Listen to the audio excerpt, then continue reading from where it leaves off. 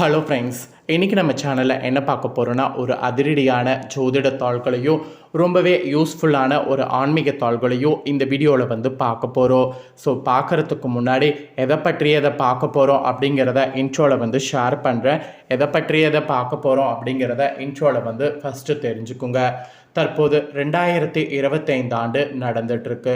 இந்த ஆண்டில் ஆங்கில மாதத்தில் மிகவும் முக்கியமான 8வது மாதமான ஆகஸ்ட் மாதம் முடிந்து 9வது மாதம் ஸ்டார்ட் ஆயிடுச்சு. ஆண்டுடைய 8 மாதம் முடிந்து 9வது மாதம் இப்போ சூப்பராக ஸ்டார்ட் ஆகி நடந்துகிட்ருக்கு. இந்த செப்டம்பர் மாதமும் ரொம்ப முக்கியமான மாதம் என்பது குறிப்பிடப்படுது. ஆன்மீக ரீதியாகவும் சரி, ஜோதிட ரீதியாகவும் சரி, இந்த மாதமும் ரொம்ப முக்கியமான மாதமாக குறிப்பிடப்படுது. அப்படி என்ன முக்கியமான மாதம் அப்படின்னு கேட்குறீங்களா?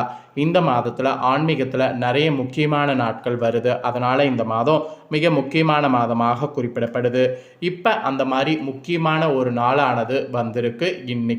இன்னைக்கு தேதி செப்டம்பர் மாதம் 7ஆம் தேதி. அதே போல் தமிழ் மாதம் பார்த்திங்கன்னு வச்சுக்கோங்களேன், 5வது மாதமான ஆவணியுடைய 22ஆம் நாள். கிழமை இன்னைக்கு ஞாயிற்றுக்கிழமை.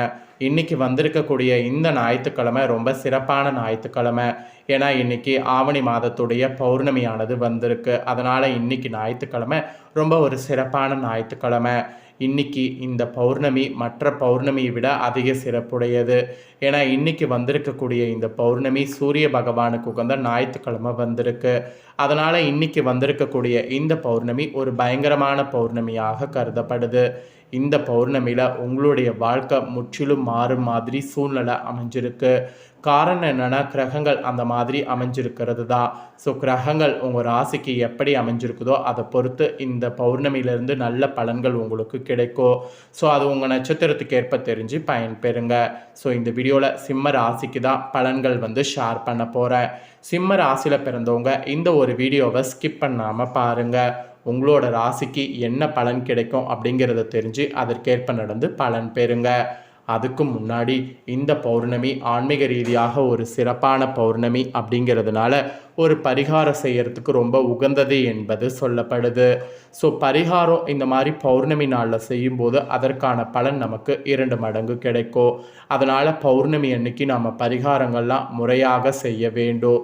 ஸோ இன்றைக்கி பௌர்ணமியில் பரிகாரம் செய்கிறத உங்கள் ராசிக்கு ஷேர் பண்ணுறேன். முதல்ல பௌர்ணமி பரிகாரத்தை இந்த வீடியோவில் தெரிஞ்சுக்குங்க. ஸோ தெரிஞ்சு இன்றைக்கி பௌர்ணமி பரிகாரம் பண்ணி கண்டிப்பாக பயன்பெறுங்க. சரி, பௌர்ணமி பரிகாரம் எப்படி செய்யணுங்கிறத வாங்க இந்த வீடியோவில் அதிரடியாக டீட்டெயிலாக பார்க்கலாம். ஸோ இந்த பரிகாரம் ரொம்ப சிம்பிளாக இருக்கும், ஆனால் இதனுடைய பவர் வேறு லெவலில் இருக்கும். சரி வாங்க என்ன பண்ணுங்கிறத பார்க்கலாம். இன்றைய தினம் சக்தி நிறைந்த பௌர்ணமி நாள். ஏன்னா ஆவணி நட்சத்திரமும் இருக்குது. அது மட்டும் இல்லாமல் இன்றைக்கி தான் ரெட் மூன் என்று சொல்லப்படக்கூடிய அதிசக்தி வாய்ந்த கிரகணமும் நடக்க போகுது. அறிவியல் ரீதியாக சொல்லப்படணும்னா இது ஒரு முக்கியமான எச்சரிக்கையான சம்பவம். ரெட் மூன் என்றால் நிலவு வழக்கத்தை விட பூமிக்கு அருகில் வருவதாகவும், நிலவின் வெளிச்சம் வழக்கத்தை விட பிரகாசமாக பூமியில் பரவும் என்பது அறிவியல் ரீதியாக சொல்லப்பட்ட உண்மைகள். ஆக மொத்தத்தில் இன்றைக்கி பார்த்திங்கன்னு வச்சுங்களேன், ராகுவோடு சந்திரன் இணைந்து நம்மளுடைய பிரபஞ்சத்தில் நில ஒளியின் பேராற்றல் நிறைந்திருந்து ஒரு கதிர்வீச்சை வெளிப்படுத்தும். இந்த நாளில் நாம் வைக்கக்கூடிய வேண்டுதல் அனைத்தும் சீக்கிரம் பலிக்கும். அந்த வகையில் உங்கள் கஷ்டங்கள் தீர இன்றைக்கி இரவு செய்ய வேண்டிய எளிமையான ஆன்மீக சார்ந்த பரிகாரத்தை சொல்ல போகிறேன். அதை இந்த வீடியோவில் உங்கள் ராசிக்காரங்க தெரிந்து கொள்ளுங்கள். மறக்காமல் பரிகாரம் செய்திடுங்க. ஆக்சுவலி எவ்வளவு நல்ல காரியம் செய்தாலும் சரி, பசியோடு இருக்கக்கூடிய ஒரு ஜீவனுக்கு பசியார உணவு போடக்கூடிய அன்னதானம் என்பது எதற்குமே ஈடு இணை இல்லாதது. இன்றைய தினம் உங்கள் கைகளால் வாயிலா ஜீவன்களுக்கு, பசியோடு இருப்பவர்களுக்கு முடிந்த உணவை தானம் செய்யுங்க. காக்கை குருவிகளுக்கு நெல் தானிய வகைகளை வாங்கி இரையாக மாலை நேரத்தில் போடுங்க. ஏன்னா பறவைகள் மாலை நேரத்தில் இறை தேடி எடுத்துக்கொண்டு தன்னுடைய கூட்டுக்கு செல்லும். அப்போது நீங்கள் போடக்கூடிய இறை அதற்கு பசியை ஆற்றும். அந்த பறவையின் வாழ்த்து உங்களுடைய குடும்பத்திற்கு கோடான கோடி புண்ணியத்தை சேர்க்கும். அதனால தான் இந்த மாதிரி இன்றைக்கி பண்ணுங்கிறத சொல்கிறேன். இன்று மதியமோ அல்லது மாலை நேரமோ வீதிகளில் யாசக கேட்கக்கூடிய 2 பேருக்கு வயிறார ஏதாவது ஒரு உணவு வாங்கி தானம் கொடுங்க. அதுலேயும் வெள்ளை நிறத்தில் இருக்கக்கூடிய இட்லி, தயிர் சாதம், வெண்பொங்கல் இப்படிப்பட்ட பொருட்களை வாங்கி தானம் கொடுத்தால் நல்லது என்று சொல்லப்படுது. இன்னும் சொல்லப்போனால் கண்ணுக்கு தெரியாத எறும்புகள் எல்லாம் இரவில் இறை தேட வரும். குறிப்பாக நம்ம வீட்டு நிலைவாசல் படியில் இருக்கக்கூடிய கண்ணுக்கு தெரியாத எறும்புகளுக்கு நாம் தானம் செய்தால் ரொம்ப ரொம்ப சிறப்பு. இன்று இரவு தூங்க செல்வதற்கு முன்பாக உங்கள் வீட்டு நிலைவாசலில் 2 பக்கமும் ஒரு சின்ன துண்டு வெள்ளைக்கட்டிகள் அல்லது நாட்டு சர்க்கரை அல்லது சர்க்கரை ஏதாவது ஒரு பொருளை தூவி விடுங்க. அது எது வேணாலும் இருக்கலாம், ஆனால் ஏதாவது ஒன்று இனிப்பை தூவி விடுங்க. ஆக்சுவலி குடும்ப தலைவி கையில் ஒரு சின்ன துண்டு வெள்ளத்தை வைத்துக்கொண்டு குலதெய்வத்தை மனதார பிரார்த்தனை செய்து கொண்டு எங்கள் குடும்பத்தை தொடரக்கூடிய கஷ்டங்கள் எல்லாம் இன்றோடு ஒரு முடிவுக்கு வர வேண்டும் என்று வேண்டி இந்த பரிகாரத்தை செய்யுங்க.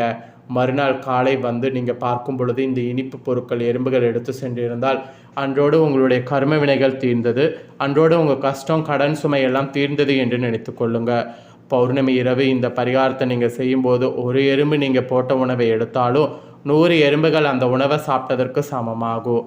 அதுதான் இந்த பௌர்ணமி அமாவாசை நாளில் மறைந்திருக்கக்கூடிய இறையாற்றலும் இறை சக்தியும், நேர்மறை ஆற்றலும் நேர்மறை சக்தியும். வார்த்தையால் சொன்னால் உங்களுக்கு இதெல்லாம் புரியாது, நம்பிக்கையோடு செய்யுங்க. இன்றிரவு மேல் சொன்னபடி நிலைவாசல இனிப்பு பொருளை தூவி விடுங்க. மறுநாள் காலை அந்த பொருள் அதே இடத்துல இருந்தாலும் தவறு கிடையாது. நிலைவாசலை கூட்டும்போது கூட்டி பெருக்கு குப்பை தொட்டியில் போட்டு விடுங்க. ஆக்சுவலி நீங்கள் நேர்மறையான எண்ணங்களோடு அடுத்தவர்களுக்கு கெடுதல் செய்யாமல் இந்த பரிகாரத்தை செய்தீங்கன்னா நிச்சயம் நல்லது நடக்கும். ஸோ நம்பிக்கையோடு செய்து நம்பிக்கையோட பலன் பெறுங்க. ஸோ இதுதான் உங்களுக்கு சொல்லப்பட்ட பரிகாரம். இப்போ உங்களுக்கான பலனை சொல்ல போகிறேன். உங்களுக்கான பலனை தெளிவாக இந்த வீடியோவில் தெரிஞ்சுக்கோங்க. ஃபஸ்ட்டு சிம்ம ராசி மகமில் பிறந்த நட்சத்திரக்காரங்களுக்கு சொல்கிறேன். நினைத்ததை சாதிப்பதில் உறுதியாக இருக்கக்கூடிய உங்களுக்கு ஆவணி பௌர்ணமி திட்டமிட்டு செயல்பட வேண்டியது அவசியம். ஜென்ம ராசிக்குள் ராசிநாதன் சூரியன் ஞான மோட்சக்காரகன் கேது சஞ்சரிப்பதால் மனதில் தேவையற்ற குழப்பங்கள் ஏற்படும். நீங்கள் நினைப்பது ஒன்றாகவும் நடப்பது வேறாகவும் இருக்கும். குடும்பத்தில் சிறு சிறு பிரச்சனைகள் போகும். இருந்தாலும் லாபஸ்தானத்தில் சஞ்சரிக்கக்கூடிய குரு நெருக்கடிகளிலிருந்து உங்களை காப்பார். வரவேண்டிய பணம் வரும். வியாபார தொழிலில் ஏற்பட்ட தடைகள் விலகும். லாபம் அதிகரிக்கும். அதுவும் அதிர்ஷ்டக்காரகன் சுக்கிரன் சாதகமாக சஞ்சரிப்பதால் பொன்பொருள் சேர்க்கை உண்டாகும். சிலரெல்லாம் புதிய வாகனம் வாங்குவீங்க. தன குடும்ப வாக்குஸ்தானத்தில் செவ்வாய் சஞ்சரிப்பதால் குடும்பத்தினர் அனுசரித்து செல்வது நல்லது. வார்த்தைகளில் நிதானம் தேவைப்படும். இல்லையெனில் தேவையற்ற சச்சரவு உண்டாகும். வரவு செலவுகளில் கவனமாக இருப்பதால் இழப்பை தவிர்க்க முடியும். பண கொடுக்கல் வாங்கல ஈடுபட்டிருக்கக்கூடிய பணியாளர்கள் இந்த டைம் கவனமாக செயல்பட வேண்டும். சப்தமஸ்தானத்தில் குரு பார்வை உண்டாவதால் அந்நீரால் ஏற்பட்ட பிரச்சனைகள் இருந்த இடம் தெரியாமல் போகும். கணவன் மனைவிக்குள் இணக்கம் உண்டாகும். பிள்ளைகள் நல்ல அக்கறை அதிகரிக்கும். புதன் சாதகமாக சஞ்சரிப்பதால் எதிர்பார்ப்பு உங்களுக்கு பூர்த்தியாகும். ஸோ இந்த நட்சத்திரத்தில் பிறந்தவங்களுக்கு இதுதான் பலன். இதற்கேற்ப நடந்து பலன் பெறுங்க. நெக்ஸ்ட்டு பூரமில் பிறந்த சிம்மம் ராசிக்கு சொல்லப்பட்டிருக்கு.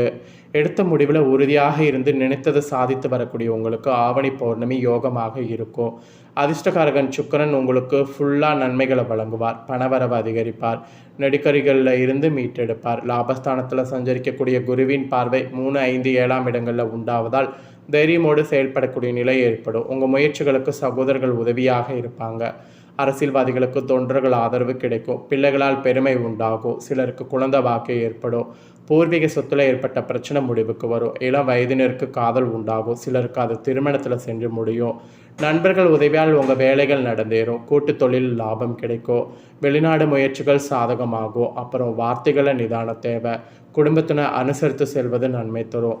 விவசாயிகள் விளைச்சல்ல அக்கறை கொள்வது, தொழிலாளர்கள் உங்களோடு பணியாற்றுவதெல்லாம் அனுசரித்து செல்லணும்.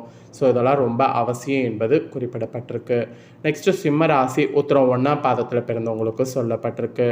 எடுத்த முடிவில் உறுதியாக இருக்கக்கூடிய உங்களுக்கு ஆவணி பௌர்ணமி கவனமாக செயல்பட வேண்டியது அவசியம். ராசிநாதன் சூரியன் ராசிக்குள்ளாகவே சஞ்சரிப்பதால் உடல்நிலையில் சிறு சிறு சங்கடங்கள் தோன்றும். சிலருக்கு தேவையற்ற டென்ஷன் படபடப்பு ஏற்படும். உஷ்ண நோய்கள் உங்களை ஓய்வெடுக்க வைக்கும். ராசிக்குள் சஞ்சரிக்கக்கூடிய கேது மனதில் குழப்பத்தை ஏற்படுத்துவார். செயல்களில் தடுமாற்றத்தை உண்டாக்குவார். இருந்தாலும் லாபகுருவால் எல்லாவற்றையும் சமாளிக்கக்கூடிய ஆற்றல் உண்டாகும். அவருடைய பார்வைகள் உங்கள் முன்னேற்ற பாதையில் கொண்டு செல்லும். எடுக்கக்கூடிய முயற்சிகள் வெற்றியாக்கும். நினைத்த செயல்களை நடத்தி வைக்கும். குலதெய்வ அருளும் பெரியவர்களுடைய ஆதரவும் இந்த டைம் கிடைக்கும். திருமண வயதினருக்கு தகுதியான வரன் வரும். குழந்தை பாக்கியத்திற்காக நீண்ட நாளாக எங்கியவர்களுக்கு நல்ல தொழில்கள் கிடைக்கும்.